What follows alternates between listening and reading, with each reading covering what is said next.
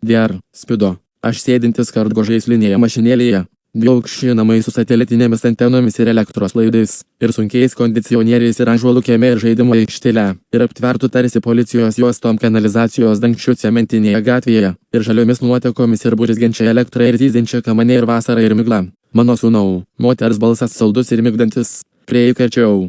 Kamanė suzyzė ir aš pabudau. Aš nuogas ir prieš mane žmogus būtybė su tiranozauro reks galva. Mano seilės ir skardinių pupų portretas už manęs, į kurį skaudžiai bumpteliu galvą. Suprantu, kad tau nepavyks vairuoti dabar. Pusiau klausimų konstatavo surrealistinis dinozauras. Mums reikia, kad įsiblaivytum lenktynėms. Lengviau pasakyti nei padaryti, bet gavosi tik vėl. Vyruti, tau viskas gerai. Tiranozauras susidegė cigaretę bet žiebtuvėliu. Daktare, aš pabandžiau įkišti buto raktą į kartgo mašinėlę ir ją užvesti. Šiaip ar taip, ką tu bandai padaryti? Kas tau darbo? Man pavyko šį kartą prabilti suprantamai. Man reikia iš čia dingti. Tada aš supratau karts nuo karto prarasdamas sąmonę, kad kartgo mašinėlė buvo mano kambarį, o ne lauke ir aš nepajudėsiu, jeigu nepanaudosiu kojų. Aš atsistojau.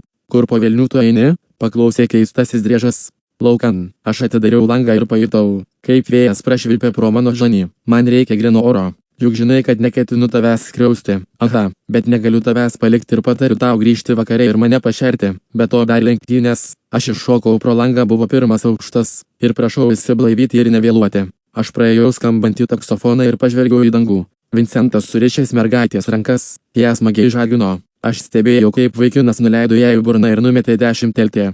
Ko spoksai? Vincento tatuiruotė ant jo nugaros atgijo ir drakonas išskleidė sparnus ir pradėjo kvėpuoti ugnimi. Nuogas idiotas. Tu atsilikęs ar ką? Supistas lietaus žmogus. Ir jis nuėjo su savo drakonu. Aš įjungiau pirmą pavarą ir atrišau Monikos rankas ir jie apsimovė kelnaitės. Ei, kodėl nelenktyniauji, daktare? Ji paklausė ir aš išsigandau. Iš kur ji žinojo mano vardą? Nesinori dirbti. Gal gali man padėti? Laikiausi ramiai palyginus. Aš nežinau, kaip vairuoti, daktare. Ji pasakė. Aš greitai ją išdėsčiau pagrindus ir 16 nurburgringo posūkius. Kas jie? Paklausė T-Rexas. Supranti, kiekvienam schumacheriui reikia stigo. Aš paaiškinau. Šaltrakraujis pradėjo šaltai prakaituoti. Suprantu. Kiekvienam genijui po protežę. Jis nusišypsojo. Nuostabu, daktare. Jis suspaudė mano rankas. Aš čia nebereikalingas. Ir jis apsimovė batus ir dingo pro duris. Tariamoji Monika atsisėdo į kartgo lenktyninę mašinėlę ir įjungė Xboxą. Mums reikėjo spido.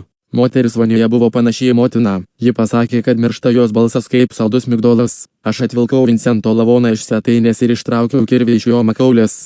Aš pasimylėjau šuniuko pozą su moterimi. Vanduo visas pusės sperma ant jos nugaros. Aš mylimumas. Boeingas 747 praskrido virš mano buto ir aš pabudau. Apsidergęs krauju ir sperma, Monika kartgo mašinėlėje su adata vienoje ir nukirsta galva. Laimei T-Rexas grįžo ir paaiškins, kas velniai rautų čia nutiko.